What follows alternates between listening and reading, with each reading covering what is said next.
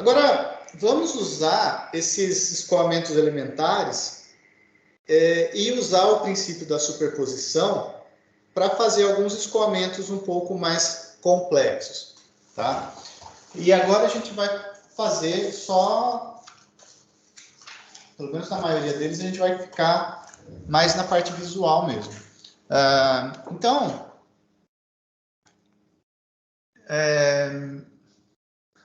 vamos começar com a soma de um sorvedouro e um vórtice. Tá? Então, o sorvedouro, ele pode ser escrito dessa forma, né? Menos m ln de z menos z0, onde isso aqui é a posição do centro a posição do centro da fonte, né? Do centro do sorvedouro. E eu vou considerar como zero, tá? Mas isso aqui é para ficar mais genérico.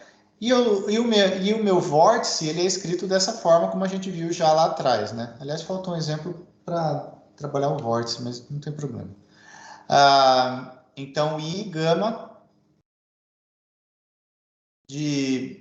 sobre 2π ln de z menos z0. Então, isso aqui é o vórtice, tá? Onde esse aqui é a circulação. Então, meu F de Z, ele vai ser F1 mais F2. Lembrem-se, quando eu vou trabalhar com o princípio da superposição, eu não preciso resolver o escoamento como um todo. Eu posso resolver as partes do escoamento e somar. Como aqui eu estou fazendo um sorvedouro mais um vórtice, eu vou simplesmente somar as duas expressões. O que eu espero desse tipo de escoamento? Então, o que é sorvedouro mais um vórtice? O sorvedouro, a gente já viu, né, que ele vai ser um escoamento desse tipo. Um escoamento radial, onde todas as linhas vêm em linha reta até a saída do fluido, né? O vórtice, a gente já viu também que ele é alguma coisa assim, né? Ele fica girando ao redor do centro do escoamento. O que eu espero ao somar esses dois? Esse aqui é para dentro, né? O que eu acho que vai acontecer na hora que eu fizer essa soma? Bom, provavelmente eu vou ter um fluido que vai girando até sair, né? Pelo sumidouro. Então vai ser um fluxo mais ou menos assim, né? Eu espero ter alguma coisa mais ou menos com esse comportamento, certo? Será que vai ser isso mesmo? Vai dar isso aqui. Então a função corrente é mostrada aqui, né? A gente tem o centro e tem todas as linhas vindo retas radialmente. O vórtice a gente tem girando, né, ao redor do centro do escoamento. Na hora que eu somo as duas, eu vou ter esse tipo de situação aqui. Na hora que a gente faz isso no computador, numericamente, vai dar alguns erros, tá? Nessa região aqui onde o x vale 0, por conta de divisão por zero. E aí vai aparecer essa coisa feia aqui. Ignorem isso, tá? O que importa é esse padrão de escoamento que se forma. É claro que quanto mais forte for o vórtice, mais rápido vai ser esse tipo de escoamento. Vamos programar isso rapidinho. Deixa eu trazer aqui para o lado. Enquanto eu coloco isso aí. Então, F1...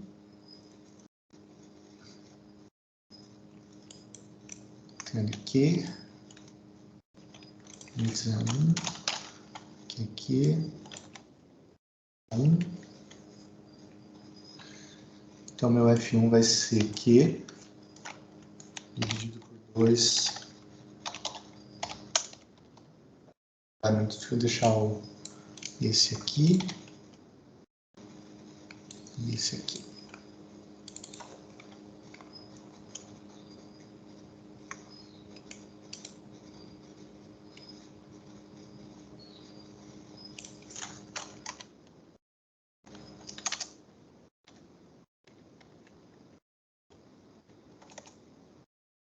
medida de igual. Então, meu F1 vai ser menos Q dividido por 2 vezes π,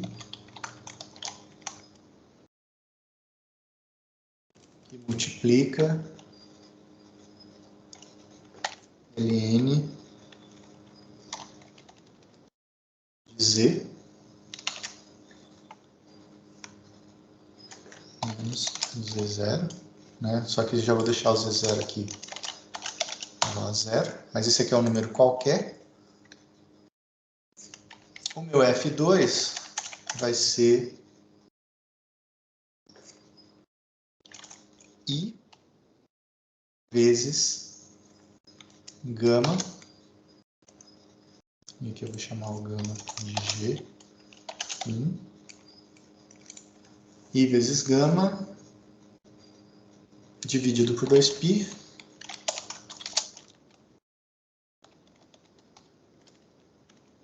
multiplica ln de Z menos Z0. Certo? O que está faltando? Ah, não existe ln, né? np.log. Agora é para estar certo.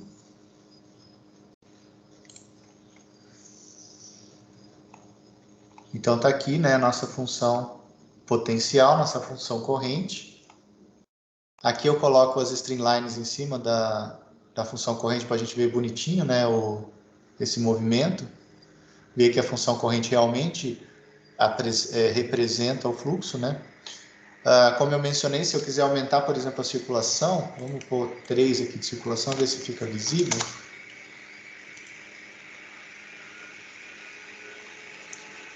A gente consegue ver, né, que aumentou a velocidade do giro aí, certo?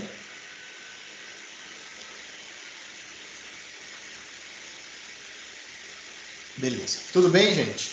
Então, quando eu somo um vértice, um sorvedouro com um vórtice, deixa eu salvo aqui, sorvedouro mais vórtice, é isso que vai acontecer.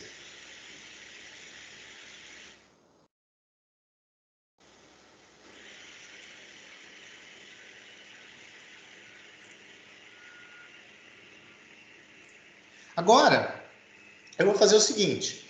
Eu vou pegar aquele escoamento fonte sorvedouro, fonte mais sorvedouro, e vou somar com o escoamento uniforme, né? E olha o que vai acontecer.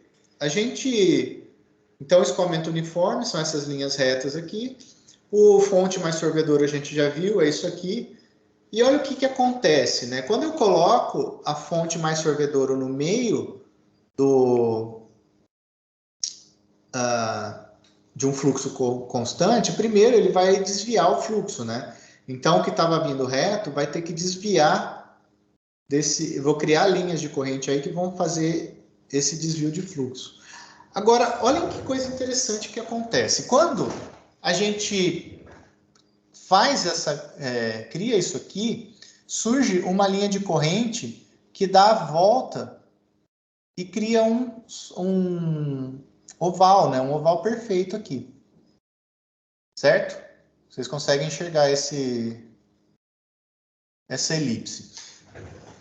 Esse oval, se a gente lembrar da teoria lá de linhas de corrente, a gente sabe que nunca tem fluxo através de uma linha de corrente. Ou seja, não vai passar fluido dessa região para essa região, né? Todo fluido que está aqui fora vai desviar e vai sair. Todo fluido que está aqui dentro vai ficar girando, mas não vai sair dessa região. Então, eu criei uma região que não... Uma região isolada, digamos assim, né? Eu simplesmente somei um fluxo de fonte mais sorvedouro com um fluxo uniforme. O fato de eu ter feito isso, de eu ter criado uma região isolada, significa que o fluxo vai ter o mesmo comportamento no caso disso aqui ser um sólido, né? Se ao invés de eu colocar esses dois fluxos, eu colocar um sólido com esse formato, eu vou ter essas mesmas linhas de fluxo aqui fora. Tudo bem? Então, de novo, se eu pegar uma corrente livre e colocar um sólido oval no meio dessa corrente livre, as linhas de corrente vão se portar exatamente igual a essas aqui. Por quê? Porque a velocidade na superfície sólida é zero, né? E além disso, a velocidade nesse ponto, não tem cruzamento de fluido por dentro dessa linha de corrente. Então, olha, agora ficou interessante o negócio, porque eu consigo representar sólidos simplesmente fazendo soma de perfis, né, de escoamentos elementares. Tudo bem? Então, quando eu somo um sorvedouro com um escoamento uniforme, o que eu vou ter é isso aqui.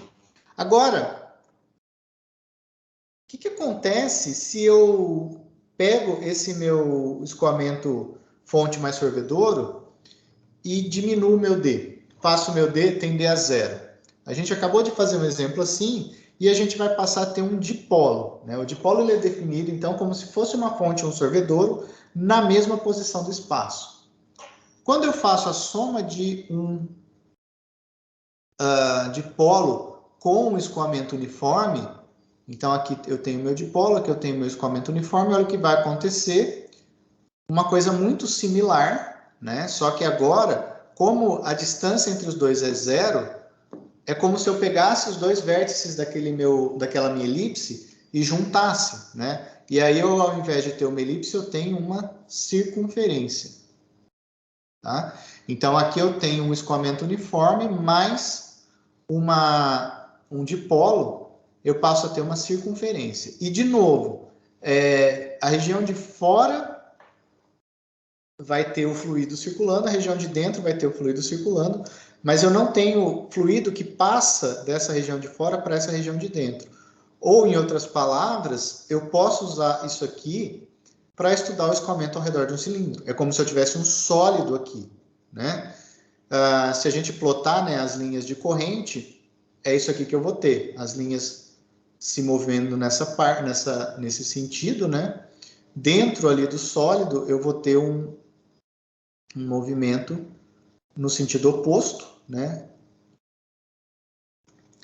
E a gente tem a criação desse cilindro, desse pseudo-cilindro, digamos assim, ou desse cilindro virtual. Tudo bem? Então, olhem que interessante, a gente consegue estudar o movimento de fluido através de sólidos usando apenas somas de escoamentos, não é fundamentais, fugiu a palavra. Elementares, apenas de escoamentos elementares. Tudo bem? Vamos dar uma estudada, então, no escoamento ao redor de um cilindro, né? Porque eu sei que o perfil de velocidades vai ser dado por isso aqui, né? Fz é igual a F1 mais F2. Esse aqui é a função corrente, o potencial complexo do meu escoamento ao redor de um cilindro, certo? Óbvio, se eu desprezar o que acontece aqui dentro. Então, vamos tentar pensar como é que a gente consegue fazer isso. Escoamento ao redor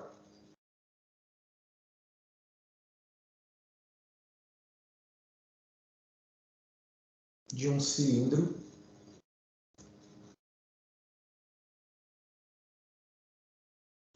e aqui eu vou pôr uma aspas, né, um escoamento potencial. Depois a gente vai ver o que isso quer dizer. Então, a minha função corrente, psi, ela vai ser o psi do escoamento uniforme mais o psi do escoamento de dipolo, né? Isso aqui vai ser o R seno θ menos lambda seno θ sobre R, tá? Eu simplesmente peguei naquela tabela que eu mostrei mais para o começo da aula, mas isso aqui qualquer livro de mecânica de fluidos de graduação tem, né? Quem que são os potenciais para cada um dos escoamentos. Lembrando, uniforme e dipolo, tá? Eu vou calcular as velocidades, né? Minha velocidade VR, lembra, ela é definida como 1 sobre R derivada de psi em relação a θ, né? Então eu vou pegar esse meu psi, derivar ele em relação a θ, isso aqui vai ser U0, e eu vou dividir por R, né? O zero cosseno de θ, menos lambda cosseno de θ sobre R ao quadrado. Eu vou deixar o cosseno de θ em evidência, então meu VR é igual a cosseno de θ, o zero menos lambda sobre R ao quadrado.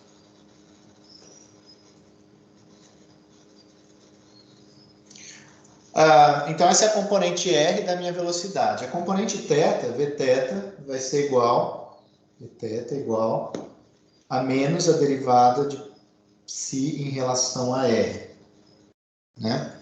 Então, vou derivar isso aqui em relação a R, menos o zero seno de θ, menos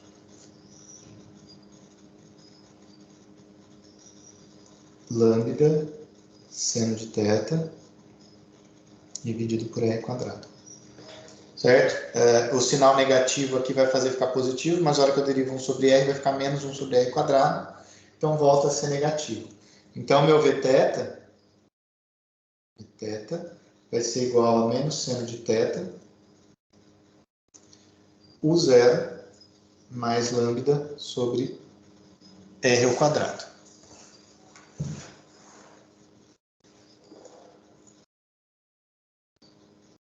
Então, a gente tem a expressão para calcular a velocidade em R, né? E a velocidade em θ. Eu sei que na parede do cilindro a velocidade é zero, né? Então, eu vou pegar essa minha expressão VR e igualar a zero para calcular o raio, né? Então, meu V0 na parede do cilindro, a velocidade VR vale zero. Ou seja, o zero menos lambda sobre R quadrado é igual a zero. De onde eu tiro que R ao quadrado é lambda sobre o zero. E aí eu vou chamar de A, onde A, né, é igual a raiz de lambda sobre o zero, é o raio do cilindro. Certo? Por quê? Porque nesse raio, R igual a A velocidade R vai valer zero. O Vθ, por sua vez, Vθ é nulo quando θ é igual a zero e θ é igual a π. Porque o Vθ, se a gente se lembrar, né, vale isso aqui, seno de θ vezes esse negócio. Isso aqui vai ser zero quando o seno de θ for igual a zero. Então, tem esses dois pontos de estagnação, né? Então, tem-se dois pontos de estagnação.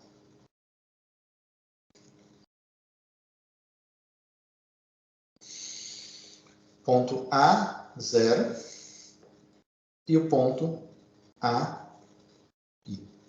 Esses dois pontos, o fluxo vai estar parado. Bom, eu conheço as velocidades. Como o fluxo é irrotacional, a gente pode aplicar a equação de Bernoulli em qualquer dois pontos, né?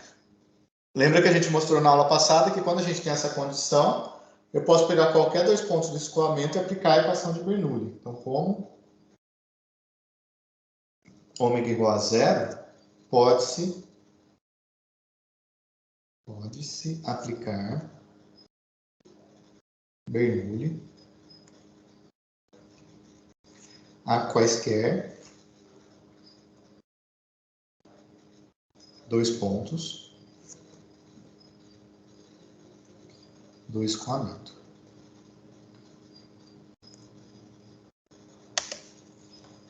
Então, eu vou pegar um ponto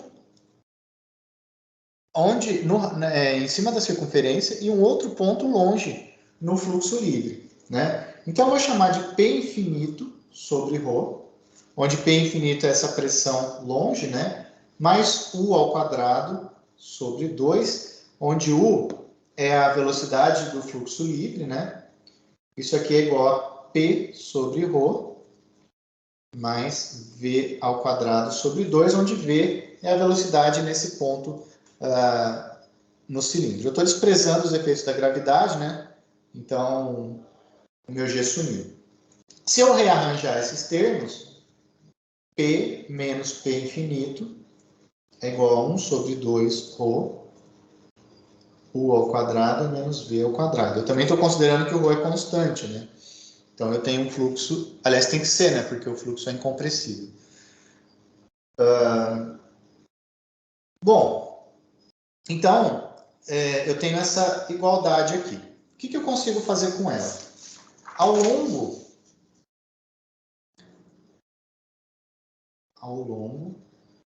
de R é igual a A, o que eu tenho? V ao quadrado é igual a V0 ao quadrado.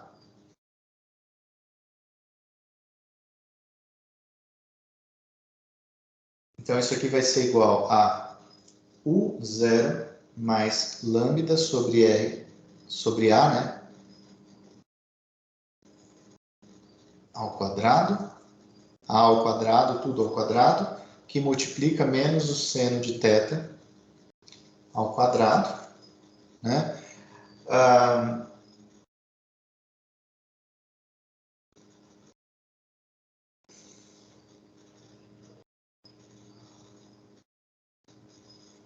Lambda sobre A ao quadrado.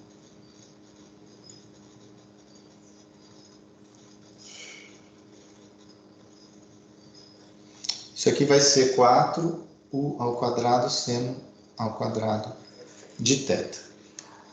Aqui.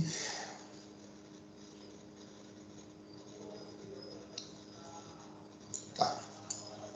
Bom, então P menos P infinito, como a gente mostrou ali atrás, vai ser ρ sobre 2, U ao quadrado, né, menos 4U ao quadrado seno ao quadrado de θ. Isso aqui vai ser 1 sobre 2, ρ, U ao quadrado, 1 menos 4 seno ao quadrado de θ, né? Então, o diferencial de pressão ele vai depender da velocidade, da massa específica e do quadrado aí do ângulo. A gente já definiu o conceito de coeficiente de arrasto. Então, Cp ele é definido como P menos P infinito dividido por meio de ρ U ao quadrado. Isso aqui já é uma definição do coeficiente de arrasto, um número adimensional. E, para esse caso, então, né, vai ser igual a 1 menos 4 seno ao quadrado de θ. Certo? Então, eu consigo calcular o coeficiente de arrasto para qualquer posição do meu do meu cilindro, né? Então, eu tenho lá o meu fluxo livre encontrando o cilindro. Para cada posição, eu vou ter um valor de pressão, né? Porque a pressão vai ser proporcional aí, né, a esse coeficiente de arrasto vezes esse termo aqui. Tudo bem? Bom, para alguns termos, isso aqui vai ser zero, né? Então, para CP igual a zero, eu tenho que P é igual a P infinito. Ou seja, eu não tenho pressão, diferença de pressão entre o fluxo livre e a minha fronteira. Isso aqui vai acontecer quando isso for igual a zero, né? 1 menos 4 seno ao quadrado de θ igual a zero. Então, seno, nesse caso, vai ser raiz de 1/4, né? Ou meio. Então, eu tiro que o θ vale 30 graus, né? Seno, quando eu tiver esse ângulo aqui, na verdade, o θ é igual a 150 também, né? Quando eu tiver algum desses ângulos, significa que a minha pressão, o meu diferencial de pressão é nulo, tá? Ou que meu coeficiente de arrasto vai ser nulo nesse ponto. Então, vejam, a gente calculou até agora as velocidades e conseguiu mostrar a distribuição de pressão que a gente vai ter na parede do cilindro. Tudo bem? Veja que até agora a gente está desenvolvendo uma teoria e está aplicando e está tendo resultados que parecem interessantes. Aí, eles tiveram a necessidade de calcular a força no cilindro. É uma das coisas importantes que a gente precisa prever na mecânica de fluidos, né? Então, forças no cilindro. Como é que eu posso fazer para calcular as forças? Eu posso, por exemplo, pegar a minha pressão e integrar na área, né? Então, Fx vai ser uma integral de 0 a 2π, né, da minha pressão, vezes um diferencial de área. Então, meu Fx vai ser igual a uma integral de 0 até 2π de Cp meio de ρ U0 ao quadrado. Lembrando, né, que esse aqui é o meu P menos P infinito, só comparando com o caso ali anterior. E a minha área, né? A minha área, ela pode ser calculada aí, por exemplo, com